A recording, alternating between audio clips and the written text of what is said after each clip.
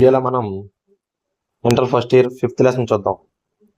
Lesson పేరు వచ్చేసి క్రీస్తు శకం 3వ శతాబ్దం నుండి క్రీస్తు శకం 7వ శతాబ్దం వరకు రాజకీయ, ఆర్థిక, సామాజిక పరిస్థితుల గురించి మరియు సంస్కృతి గురించి తెలుసుకుంటాం.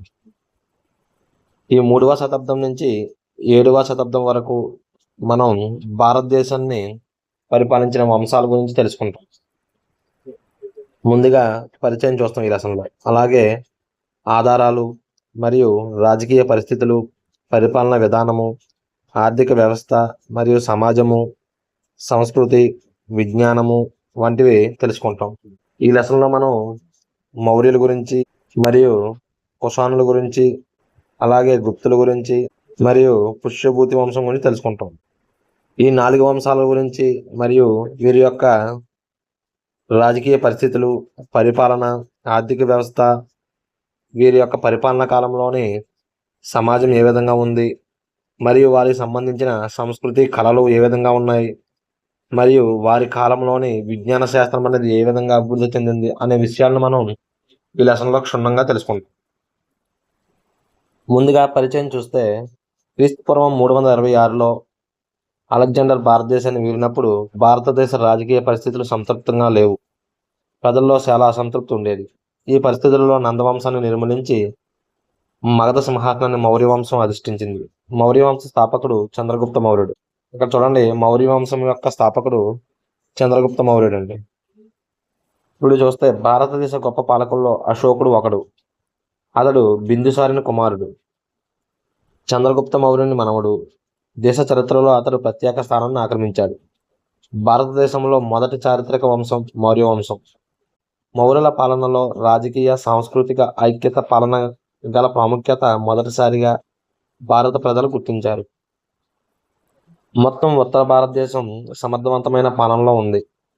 మౌర్యుల పరిపాలనలోని ప్రధాన సూత్రాలు భారతదేశ ప్రభుత్వం ఇప్పటికీ అనుసరిస్తుంది. అయితే అశోకుని మరణానంతరం అతని వారసులు విశాల సామ్రాజ్య పాలన నిర్వహణలో విఫలమయ్యారు. అంటే అశోకుని తర్వాత మౌర్య సామ్రాజ్యం అనేది విఫలం చెందుతూ వచ్చిందండి. దాని పర్యవసనమే మౌర్య సామ్రాజ్యం వేగంగా క్షీణించడం. ఇక భారతదేశ క్షీణత బ్రాక్టియా, పర్షియన్ అనే 2 గ్రీకు రాజ్యాల పాలకులు పూర్తిగా వినియోగించుకున్నారు. భారతదేశంపై దాడి చేసి పాలించిన మరొక విదేశీ జాతి శకులు. వీరు క్రీస్తు పూర్వం 1వ శతాబ్దంలో భారతదేశంలోని వారి స్థావరాలను ఏర్పరచుకున్నారు. భారతదేశం వచ్చిన విదేశీ ఆక్రమణకారుల్లో కుషానులు చాలా శక్తివంతవారు. శకరాజ్యాన్ని అంతం చేసి వారు భారతదేశానికి వాయువ్య భాగాన తమ పాలన ఏర్పాటు చేశారు.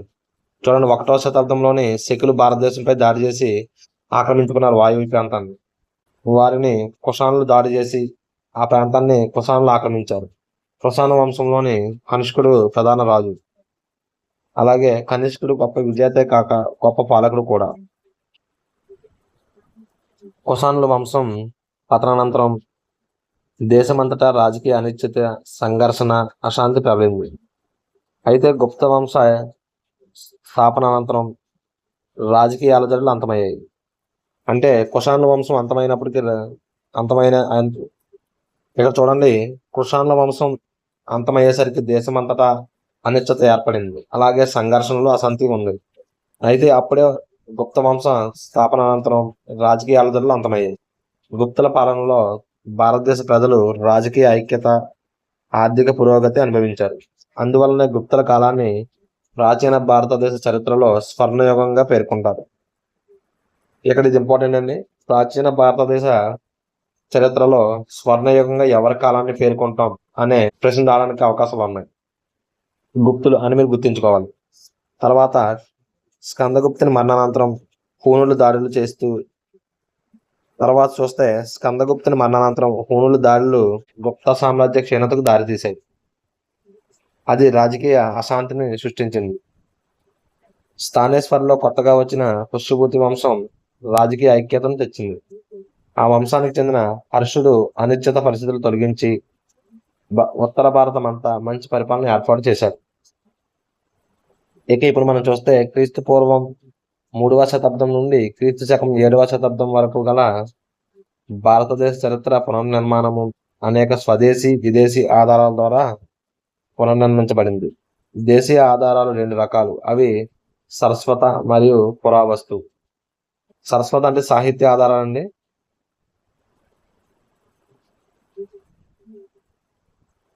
ఇప్పుడు ఆధారాలు పరిశీలిద్దాం.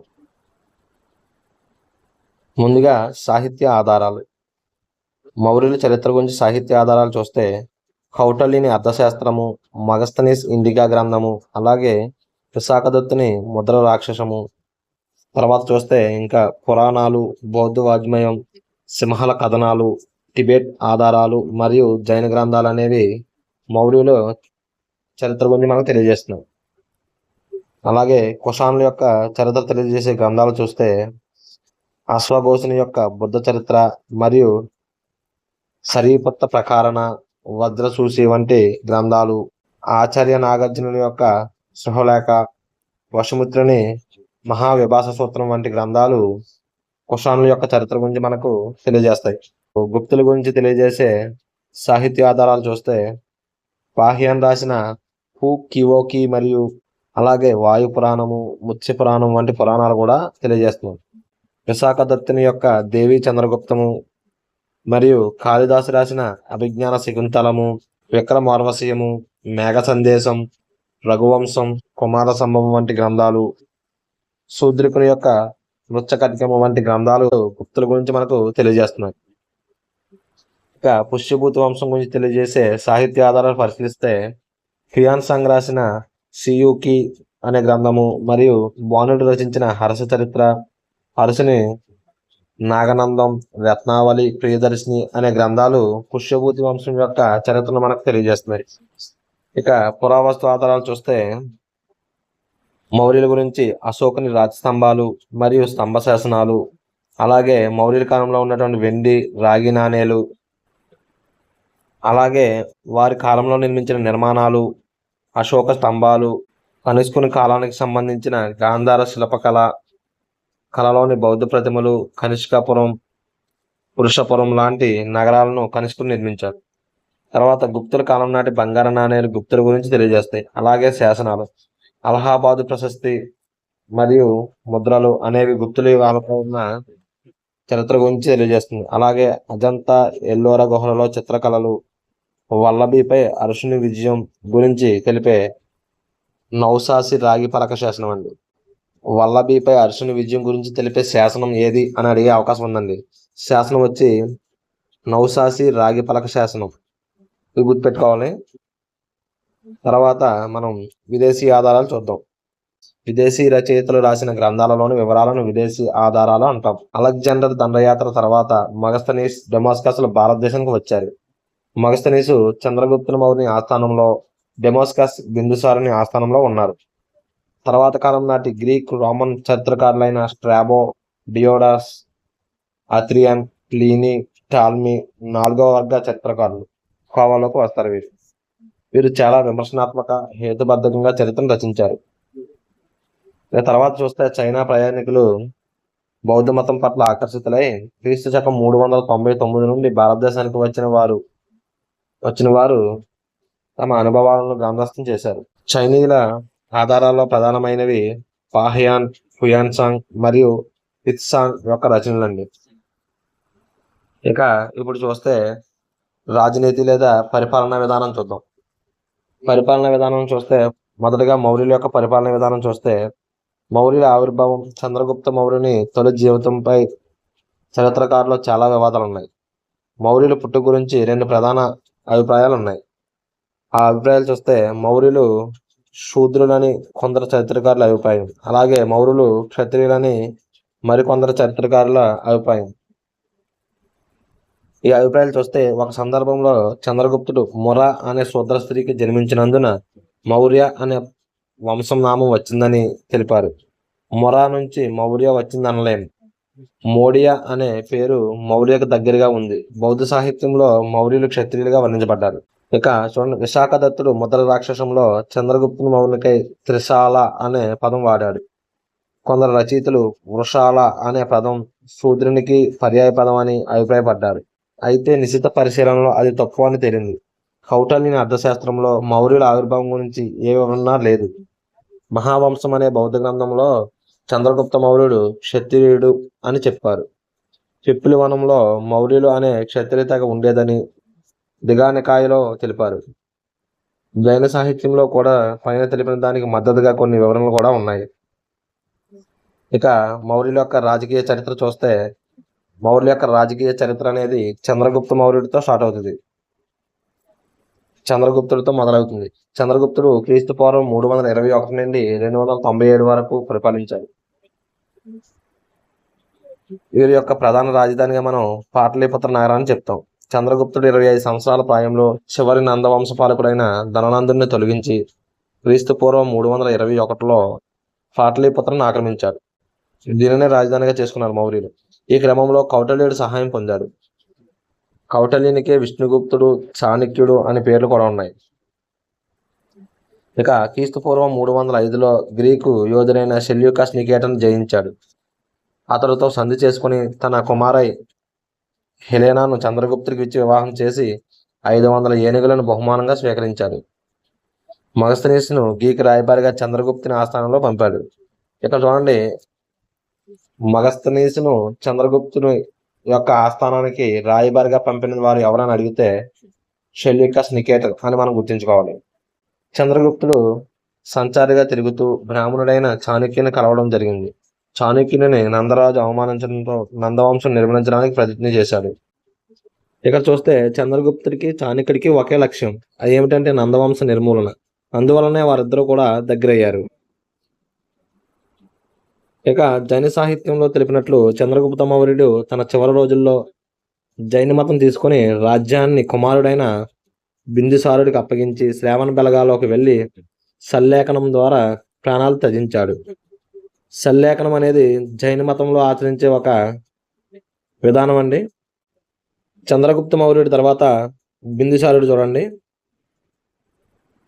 ఇక్కడ బిందుసారుడి కాలం చూస్తే క్రీస్తు పూర్వం 297 నుండి 272 వరకు పరిపాలించాడు. గ్రీకులు బిందుసారుని అమిత్రోకేట్స్ అని సంబోధించేవారు. గ్రీకులు బిందుసారుని ఏమనేవారంటే అమిత్రోకేట్స్ అని పిలిచేవారు. సంస్కృత పదం అయిన అమిత్రగాత నుండి వచ్చింది పదం. దీని అర్థం శత్రు సంహారకుడు అని అర్థం అండి. ఇక బిందుసారుడు తర్వాత చూస్తే ఆయన కుమారుడు అశోకుడు. క్రీస్తు పూర్వం 268 నుండి 232 వరకు అశోకుడు పరిపాలనా కాలం సాగింది. క్రీస్తు శకం 1837లో జేమ్స్ ప్రిన్సెస్ బ్రహ్మలిపిలో ఉన్న ఒక శాసనాన్ని వివరిస్తూ ఒక రాజును దేవానాం ప్రియ అంటే దేవతలకు ప్రియమైన వాడుగా పేర్కొన్నాడు.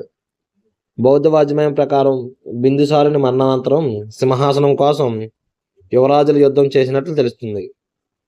అలా వారసత్వ యుద్ధంలో తనను వ్యతిరేకించిన సోదరులను సంహరించి క్రీస్తు పూర్వం 268లో అశోకుడు రాజైనట్లు తెలిపారు. ఇక అశోకుడి పాలనలో అతి ముఖ్యమైన సంఘటనలు కళింగ యుద్ధం. కళింగ యుద్ధం ఎప్పుడు జరిగిందంటే క్రీస్తు పూర్వం 261లో జరిగింది. ఈ యుద్ధం భయానక దృశ్యాలను అశోకుడే వర్ణించాడు.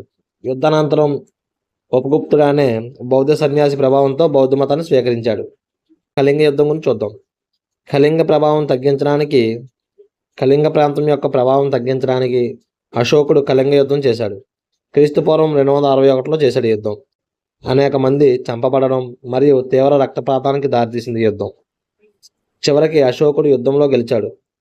కళింగ యుద్ధ వివరాలు అశోకుడు తన 13వ శిలాశాసనంలో పేర్కొన్నాడు. ఇది చాలా ప్రాధాన్యత ఉన్న యుద్ధంగా గుర్తింపబడింది. ఎందుకు ప్రాధాన్యత యుద్ధంగా గుర్తించబడిందంటే ఈ యుద్ధం తర్వాత అశోకుడు ధర్మ అశోకుడిగా గుర్తించబడ్డాడు. అంటే యుద్ధాలు చేయకుండా ధర్మం వైపు ప్రయాణించాడు. ఇక చూస్తే డాక్టర్ రాయ్ చౌదరి చెప్పినట్లు అశోకుడి జీవితంలో కళింగ యుద్ధం ఒక మలుపు. ఎవరు చెప్పారంటే అశోకుడి జీవితంలో కళింగ యుద్ధం ఒక మలుపు అని డాక్టర్ రాయ్ చౌదరి అండి. స్టేట్మెంట్ ఇంపార్టెంట్ అండి. ఇక్కడ దీని ఫలితాలు భారతదేశ చరిత్రను పూర్తిగా ప్రభావితం చేయడమే కాక ప్రాచ్య ప్రపంచాన్ని మార్చివేశాయి. కళింగ యుద్ధానంతరం అశోకుడు దండయాత్రలు వదిలిపెట్టి ధర్మ విజయాలు తన విధానాలుగా ప్రకటించాడు. ఇక చివరి మౌర్యులు చూస్తే క్రీస్తు పూర్వం 232 నుండి 184 వరకు పరిపాలించారు. అశోకుని మరణం తర్వాత మౌర్య సామ్రాజ్యం ప్రాక్ మరియు పశ్చిమ అనే 2 భాగాలుగా విభజించబడింది. పశ్చిమ భాగాన్ని అశోకుడు కుమారుడు హునాలులు పరిపాలించాడు.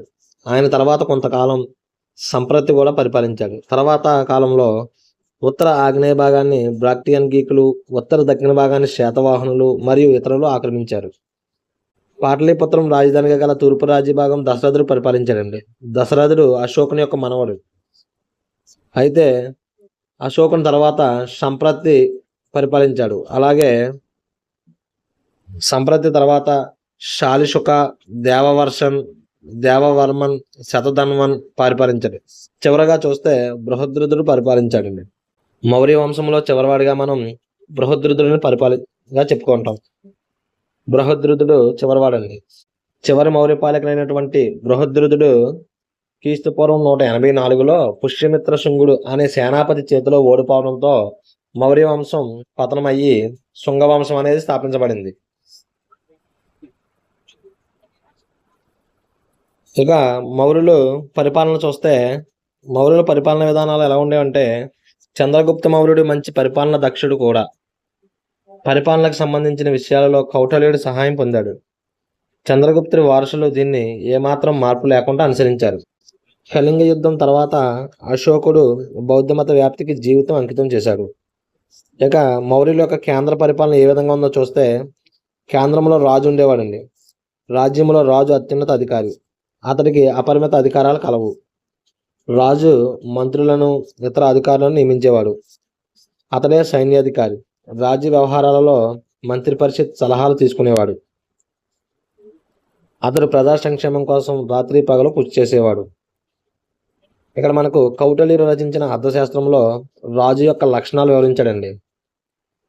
అతడి ప్రకారం రాజు ఒక నిరంకుశ చక్రవర్తి, ఉన్నత స్వభావము, సున్నిత దృష్టి కలిగి ఉండాలని చెప్పాడు. అలాగే ధైర్యవంతుడు, మేధావి కూడా అయి ఉండాలని చెప్పాడు. ఇక చూస్తే సత్య, ధైర్య, ధర్మ వ్యవహారాలు నిష్ఠతో వ్యవహరించాలి. తన ప్రజల సంక్షేమము, సంతోషం కోసం నిరంతరం శ్రమించాలి అని కౌటిల్యుడు తన అర్థశాస్త్రం గ్రంథంలోని రాజుకు ఉండవలసిన లక్షణాల గురించి ఈ విధంగా వివరించాడు. ఇక అశోకుడు తన శిలాశాసనాల్లో పేర్కొన్నట్లు ప్రజలందరూ నా బిడ్డలే అనేది మౌర్యులు ప్రజా సంక్షేమాన్ని ప్రధానంగా భావించారని తెలుపుతుంది. ఇక మౌర్యుల యొక్క మంత్రి పరిషత్ చూడండి ఒకసారి. కౌటిల్యుడు మంత్రి పరిషత్ రాజు శకటంలో ఒక చక్రం లాంటిదని చెప్పాడు. ఏం చెప్పాడండి? మంత్రి పరిషత్ అనేది రాజు శకటంలో ఒక చక్రం వంటిదని చెప్పాడు. మంత్రి పరిషత్ లేదా మంత్రివర్గ సభ్యులను రాజే నియమిస్తాడు.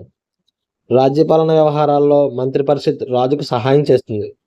ఏం చేస్తుందంటే మంత్రి పరిషత్తు రాజుకు పాలనా వ్యవహారాలలో సహాయం అందిస్తుంది. ఇక కౌటిల్యుడే స్వయాన ప్రధానమంత్రిగా ఉండగా ఇతర మంత్రులు 18 మంది ఉన్నారు. చూడండి, కౌటిల్యుడు ప్రధానమంత్రి ఉండగా ఇతర మంత్రులు 18 మంది మంత్రులు ఉన్నారు. ప్రతి మంత్రి తనకు సంబంధించిన శాఖకు అధిపతి. వారిలో ముఖ్యులు చూస్తే మంత్రి మరియు సేనాపతి, అలాగే పురోహితుడు మరియు యువరాజు అనేవారు ప్రధానంగా ఇక్కడ మనం చూడొచ్చు.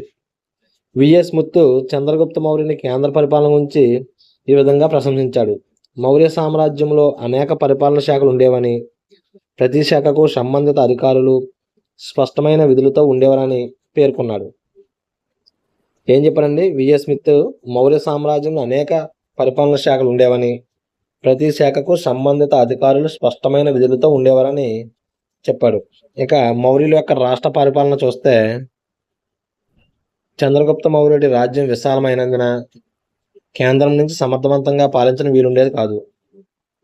కాబట్టి పరిపాలనా సౌలభ్యం కోసం రాజ్యాన్ని పాలనా విభాగాలుగా విభజించారు. రాజ్యాన్ని వీరు రాష్ట్రాలుగా విభజించారు. వాటి పేర్లు ప్రాచ్య అంటే మగధ రాజ్యం, ఉత్తరాపదం అంటే వాయువ్య రాష్ట్రం, అలాగే అవంతిపదం అంటే పశ్చిమ రాష్ట్రం, దక్షిణాపదం అంటే దక్షిణ రాష్ట్రం. ఈ విధంగా 4 రాష్ట్రాలుగా విభజించడం జరిగింది. చూడండి, మౌర్యుల యొక్క సామ్రాజ్యాన్ని 4 రాష్ట్రాలుగా విభజించడం జరిగింది. ఈ రాష్ట్రాలకు పాలకులుగా గవర్నర్లను నియమించేవారు. రాష్ట్ర గవర్నర్లుగా ఎవరు ఉండేవారంటే యువరాజు ఉండేవారు. యువరాజు లేని పక్షాన రాజు యొక్క బంధువులు ఉండేవారు. సరిహద్దు రాష్ట్రాలు, దూర ప్రాంతాలు గవర్నర్లుగా కుమార మహామాత్యులు నియమించబడ్డారు. ఇక సరిహద్దు రాష్ట్రాలు, దూర ప్రాంతాలు గవర్నర్గా కుమార మహామాత్యులు అనేవారు నియమించబడ్డారు. గూఢాచారులు రాజ్యంలో నిఘా కలిగి ఉండి అందరి వ్యవహారాలను తెలియజేస్తారు. కౌటిల్యుడు అర్థశాస్త్రంలో గూఢాచార వ్యవస్థ గురించి తెలిపాడు. ఇక మౌర్యుల యొక్క స్థానిక పరిపాలన చూస్తే చంద్రగుప్త మౌర్యుని పరిపాలనలో స్థానిక పరిపాలన బాగా వృద్ధి చెందింది. అవి 2 రకాలుగా ఏర్పాటు చేశారు. 1 మున్సిపల్ పరిపాలన, 2 గ్రామ పరిపాలన. భారతదేశంలోని మున్సిపల్ పరిపాలన చూస్తే భారతదేశంలో చంద్రగుప్త మౌర్యుడి మున్సిపల్ పాలనకు ప్రధాన స్థానం ఉంది. నగర పాలనాధికారిని నాగరికుడు లేదా నగరాధ్యక్షుడు అంటారు. మగస్తనీస్ ఇండికా గ్రంథంలోని కౌటిల్యుని అర్థశాస్త్రం చంద్రగుప్తుని అధికారంలో నగర పాలనా విధానం గురించి తెలిపాయి. వారు చెప్పినట్లు నగర పాలన 30 మంది సభ్యులు గల సభ నిర్వహిస్తుంది. ఇంకా సమర్థవంతంగా పాలన నిర్వహించడానికి 30 మంది సభ్యుల కూటమిని 6 శాఖలుగా, ఒక్కొక్క శాఖలో 5 సభ్యులు ఉన్నట్టు ఏర్పాటు చేశారు.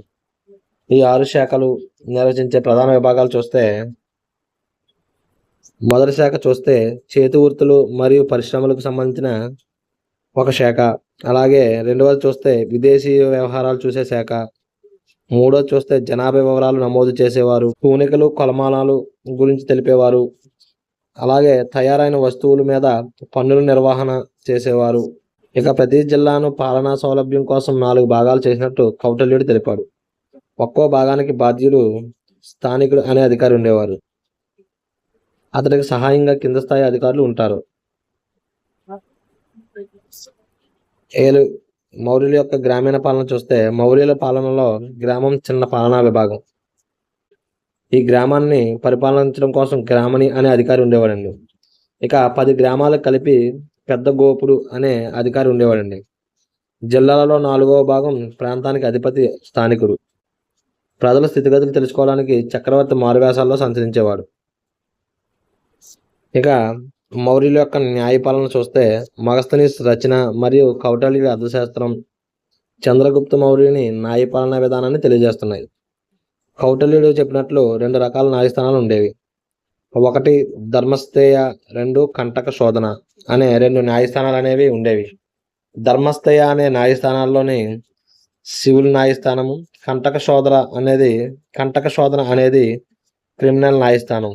ఈ ఇంపార్టెంట్ అండి. ధర్మస్థేయ అనే కోర్టులోని న్యాయమూర్తులను వ్యవహారిక అని పిలిచేవారండి. ఇక కంటక శోధన అనే కోర్టులో న్యాయమూర్తులను ప్రదేష్ట అని అంటారు. నగర న్యాయమూర్తులను మహామాత్రులని, జిల్లా స్థాయిలో న్యాయమూర్తులను రజకులు అని పిలిచేవారు. ఇక్కడ చూడండి, ధర్మస్థేయ అనే సివిల్ కోర్టులోని న్యాయాధికారిని ఏమంటారంటే వ్యవహారిక అంటారు. అదే కంటక శోధన అనే క్రిమినల్ న్యాయస్థానంలో న్యాయమూర్తులను ప్రదేష్టి అంటారు. ఇక నగర న్యాయమూర్తులైతే మహామాత్రులని, జిల్లా న్యాయమూర్తులను రజకులని పిలుస్తారు.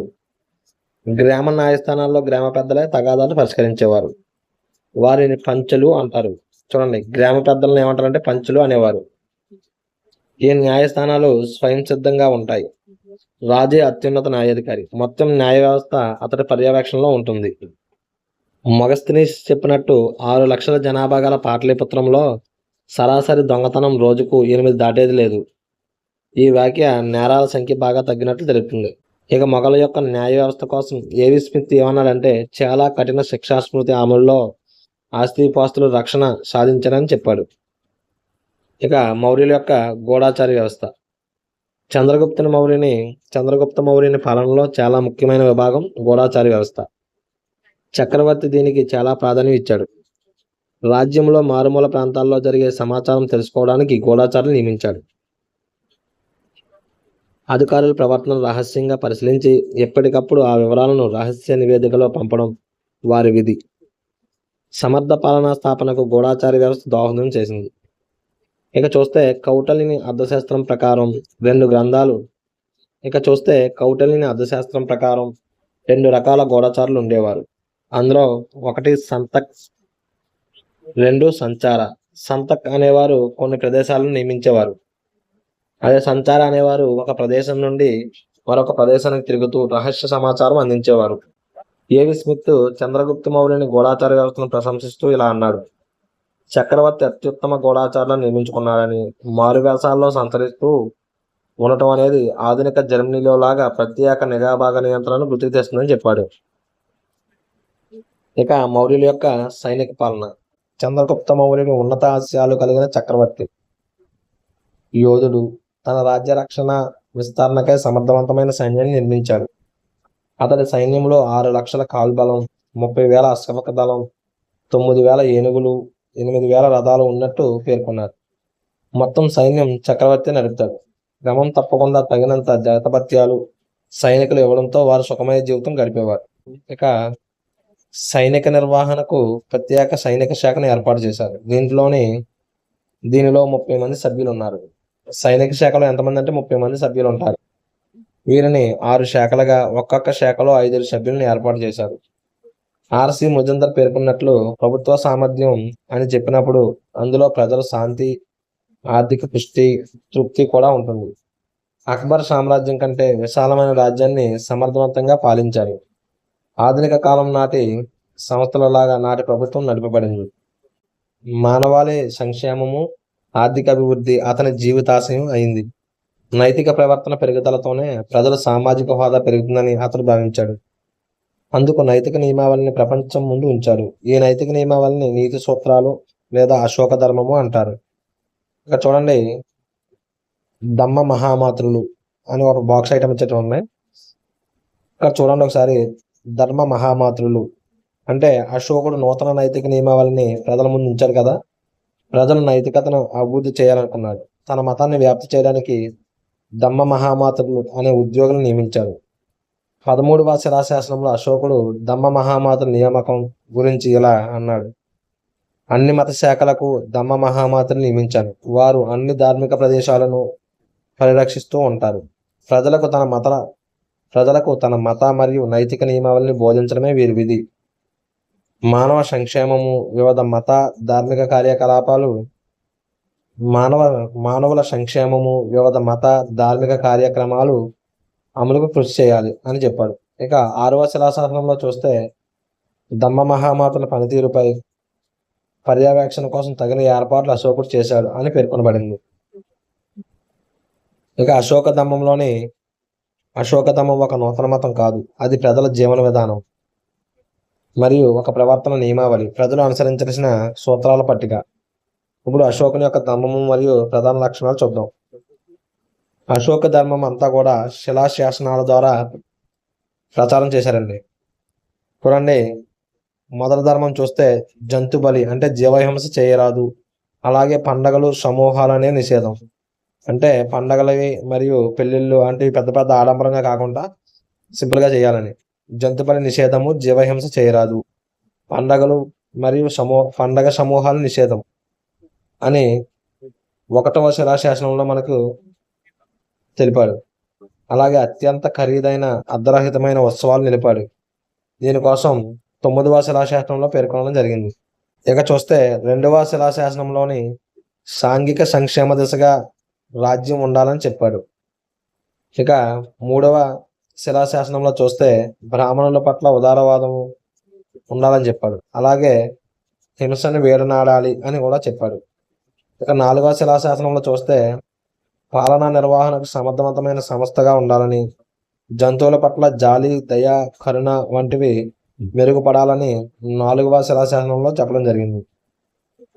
ఇక 5వ శిలాశాసనంలో చూస్తే యజమానులు సేవకుల పట్ల లేదా బానిసల పట్ల దయార్థ భావన, అలాగే ప్రభుత్వం నేరస్తుల పట్ల మానవీయత ప్రవర్తన కలిగి ఉండాలని చెప్పాడు. ఇక 6వ శిలాశాసనంలో చూస్తే ప్రజలందరూ తన కన్నబిడ్డలే అని లిఖించి ఉందండి. ఇక 7వ శిలాశాసనం చూస్తే అన్ని వర్గాల పట్ల ఔదార్యం పాటించాలని చెప్పాడు. అలాగే 8వ శిలాశాసనంలో చూస్తే విహారయాత్రలు మానుకొని ధర్మయాత్రలను ప్రారంభించాలని చెప్పాడు. అలాగే 9వ శిలాశాసనంలో ఏమని పేర్కొన్నారంటే యజ్ఞయాగాలు మాని ధర్మము అందరూ పాటించాలని పేర్కొన్నాడు. ఒక మతం వారు మరొక మతం వారిని గౌరవించాలని చెప్పాడు. ఇక 10వ శిలాశాసనంలో చూస్తే యజ్ఞయాగాలు మాని ధర్మమును అందరూ పాటించాలని పేర్కొన్నాడు. ఇక 11వ శిలాశాసనంలోని అశోకుడి యొక్క దమ్మం గురించి ఉంటుంది. ఇక 12వ శిలాశాసనం చూస్తే అశోకుడు ఒక మతం వారిని మరొక మతం వారు గౌరవించాలి అని చెప్పాడు. ఇక 13వ శిలాశాసనంలోని కళింగ యుద్ధం కోసం చెప్పడం జరిగింది. ఇది అన్నిటికన్నా పెద్ద శాసనం మరియు కళింగ యుద్ధం గురించి వివరించాడు. ఇందులోనే యుద్ధాన్ని వదిలి శాంతి వైపు ఉంటానని ధర్మ ప్రచారం ద్వారా ప్రజలను జయించడం మంచిదని చెప్పాడు. 14వ శిలాశాసనంలోని పై శాసనాలన్నీ కూడా శిలలపై లిఖించాలి అని ఆదేశించినట్టు ఉంది. ఇక మౌర్యుల యొక్క ఆర్థిక వ్యవస్థ చూస్తే మౌర్యుల ఆర్థిక వ్యవస్థ చూద్దాం. ఆర్థిక వ్యవస్థలోని వ్యవసాయం. మౌర్యుల కాలంలో వ్యవసాయం ఆర్థిక వ్యవస్థగా అభివృద్ధి చెందింది. పన్నులు వసూలు చేయడంలో ఆర్థిక సాంఘిక భద్రత ఉన్నట్లు భావించారు. రాజు తన సొంత భూముల ద్వారానే కాకుండా రాజ్య భూముల నుంచి కూడా పన్నులు పొందాడు. రాజు ప్రధాన ఆదాయము పంటలోని 1/4 నుంచి 1/6 వంతు శిస్తుగా వసూలు చేశారు. ఒక ప్రాంతం నుంచి మరో ప్రాంతానికి శిస్తులు మారుతూ ఉండేవి. మధ్యవర్తులు లేకుండా అధికారులే స్వయంగా శిస్తులు వసూలు చేసేవారు. ఇప్పుడు మౌర్యుల పాలనలోని పారిశ్రామిక వృత్తులు చూస్తే లోహ పరిశ్రమలు. వివిధ రకాల లోహాలను ఇనుము, రాగి, తగరం, బంగారం, వెండి వంటి లోహాలను తమ పరిజ్ఞానంతో వెలికితీసి వివిధ రకాలైన వస్తువులను తయారు చేసేవారు. అలాగే దారు మరియు కొయ్య పరిశ్రమ కూడా అభివృద్ధి చెందింది. మరియు రాతి పరిశ్రమ, వస్త్ర పరిశ్రమలు వంటివి మధుర, కాశీ, పాటలీపుత్ర, వంగ, మహిస మొదలైన నగరాలలోని కుండల తయారీ మౌర్య రాజ్యంలోని వివిధ ప్రాంతాల్లో అభివృద్ధి చెందాయి. మౌర్యుల యొక్క సమాజం చూద్దాం. మౌర్యుల సమాజంలోని వర్ణ వ్యవస్థలో మార్పులు. వైదిక చతుర్వర్ణ వ్యవస్థ మారిన ఆర్థిక పరిస్థితుల వల్ల ప్రభావం అయింది. అంటే వైశ్యుల ఆర్థిక స్థితిగతులు వృద్ధి చెందినా కూడా సామాజిక హోదా అనేది పెరగలేదు. దానివల్ల సాంఘిక ఉద్రిక్తతలు మరియు వివిధ వర్గాల వారు పేరు ప్రఖ్యాతల పెరుగుదల జరిగింది. బ్రాహ్మణులు వర్ణ వ్యవస్థను కఠినంగా అమలు చేయాలనుకున్నారు. ఇక భారత సమాజ విభజన చూస్తే మగస్థనీస్ భారత సమాజాన్ని 7 వర్గాలుగా విభజించారు. చూడండి, 1 తత్వవేత్తలు, 2 వ్యవసాయదారులు, 3 సైనికులు, 4 పశుపోషకులు, 5 వృత్తి నిపుణులు, 6 న్యాయమూర్తులు, 7 బోధకులు. ఈ విభజన సామాజికంగా అనే దానికంటే ఆర్థికంగా చేయబడింది అని చెప్పవచ్చు. ఇక మౌర్యుల కాలంలో స్త్రీల స్థానం చూస్తే స్త్రీలను కఠినంగా చూస్తూ సమాజంలో తక్కువ హోదాను బ్రాహ్మణ సాహిత్యంలో కల్పించారు. బౌద్ధ గ్రంథాల్లో స్త్రీలను గౌరవించినట్లుగా ఉంది. బహుభార్యత్వం పెరుగుదల, స్త్రీలకు ఉద్యోగాలు, అంతఃపురాల్లో రక్షక భటులుగాను మరియు రాజుకే రక్షక భటులుగా, గూఢచారులుగా ఉన్నట్టు తెలిపారు. అలాగే వితంతు పునర్వివాహం, విడాకులు లాంటివి మగస్థనీస్ గ్రంథాల్లో తెలిపాడు. అంటే చూడండి, మౌర్యుల యొక్క కాలంలోని స్త్రీల యొక్క స్థానం ఏ విధంగా ఉందనేది మగస్థనీస్ తన ఇందికా గ్రంథంలో ఈ విధంగా తెలిపాడు. స్త్రీ హోదా పురుషుల కంటే తక్కువగా ఉన్న గుప్తుల కాలంలో అంటే మెరుగ్గానే ఉంది. చూడండి, స్త్రీ హోదా పురుషుల కంటే తక్కువగా ఉంది, కానీ గుప్తుల కాలంతో పోల్చుకుంటే మెరుగ్గా ఉందని చెప్పాడు. ఇక చివరగా చూస్తే మౌర్యుల యొక్క సంస్కృతి. మౌర్యుల కాలంలోని సంస్కృతిలో చూస్తే కళలు. మౌర్యుల యొక్క కళలలోని స్తంభాలు, శిల్ప నిర్మాణాలు పరిశీలిద్దాం. మౌర్యుల కళలకు చాలా అందమైన నిర్మాణాత్మక నిదర్శనాలు ఉన్నాయి. మౌర్యుల కళకు చాలా అందమైన నిర్మాణాత్మక నిదర్శనాలుగా అశోకుడు నిర్మించిన స్తంభాలు ఉన్నాయి. అలాగే అశోకుని శాసనాలతో కూడిన స్తంభాలు, స్తూపాలు నగరాలలో మరియు కోడలలో ప్రతిష్ఠించారు. స్తంభాలను 2 రకాలైన రాతితో నిర్మించారు. చూడండి, స్తంభాలను 2 రకాలైన రాతితో నిర్మించారు. అవి ఏంటో చూడండి. మధుర ప్రాంతానికి చెందిన ఎరుపు, తెలుపు మచ్చలతో ఉన్న ఇసుకరాయితో కొన్ని, బాగా పొడి చేసిన ఇసుకరాయి. ఇది బెనారస్ సమీపంలోని చునార్ వద్ద లభ్యమవుతుంది. ఎక్కడైతే స్తంభాలు నిర్మిస్తారో అక్కడికి మధుర, చునార్ నుంచి రాతిని రవాణా చేసి అక్కడ శిల్పకారులు, తక్షశిల నుంచి వచ్చిన వారు తమ నైపుణ్యంతో చెక్కేవారు. ఇక స్తూపాలు చూస్తే స్తూపం అనేది ఇటుక లేదా రాయితో నిర్మించిన అర్ధగోళాకార నిర్మాణం. ఇది గుండ్రని ఆధారపీఠం ఉంటుంది దీనికి. ఇక చుట్టూ గొడుగు ఆకారంలో ఉండే దానిని మౌర్యులు సార్వభౌమాధికారానికి గుర్తుగా ఉంటుంది ఇది. ఇక అశోకుడు భారతదేశము ఆఫ్ఘనిస్తాన్లో 84,000 స్తూపాలు నిర్మించాడండి. క్రీస్తు శకం 7వ శతాబ్దంలో హుయాన్ సంగ్ తన భారతదేశ పర్యటనలో వీటిని చాలా వరకు చూశాడు. వీటిలో మంచి ఉదాహరణగా చెప్పదగింది భోపాల్ సమీపంలోని సాంచి స్తూపం. ఇక మౌర్యుల కాలంలోని గుహలు చూస్తే మౌర్యుల కట్టడాల్లో ముఖ్యమైన గుహలు రాళ్ళు మరియు చీలిన రాళ్లతో చెక్కబడేవి. గుహ లోపల గోడలు బాగా నునుపుగా అద్దంలాగా ఉంటాయి. ఈ అద్భుత కట్టడాలు సన్యాసుల నివాస గృహాలు అంటే విహారాలు, అలాగే అసెంబ్లీ గదులు లాగా అంటే చైత్యాలుగా ఉపయోగపడ్డాయి. ఇక గాంధార, మధుర, అమరావతి శిల్ప నిర్మాణాలు చూద్దాం. గాంధార శిల్పం చూస్తే కాలము, ప్రదేశము మరియు పోషకులు ఏ విధంగా ఉందో చూద్దాం. ఇక గాంధార శిల్పం యొక్క కాలం చూస్తే 1వ శతాబ్దం మధ్యకాలం నుంచి క్రీస్తు శకం 5వ శతాబ్దం చివరి వరకు గాంధార ప్రాంతము అంటే వాయువ్య ప్రాంతంలో ఉన్న అద్భుత శిల్పాలను గాంధార శిల్పాలు అంటారు. ఇక భారతీయ గ్రీక్ శిల్పకళా సమ్మిళిత నిర్మాణంగా చెప్తారు. దీనిని ఎలా చెప్తారంటే భారతీయ గ్రీకు శిల్ప కళా సమ్మిళిత నిర్మాణంగా చెప్తారు. బాక్ట్రియా గ్రీకు రాజులు వాయువ్య భారతం నుంచి ఆవిర్భవించేవి. గాంధార శిల్పకళ అనేది ఎక్కడి నుంచి వచ్చిందంటే బాక్ట్రియా గ్రీకు రాజులు మరియు వాయువ్య భారతం నుంచి ఆవిర్భవించాయి. శకులు, కుషానులు వీటి పోషకులు. ముఖ్యంగా కనిష్కుడు ఈ శిల్పాలను చెక్కించి బౌద్ధ నిర్మాణాలు రూపొందించాడు.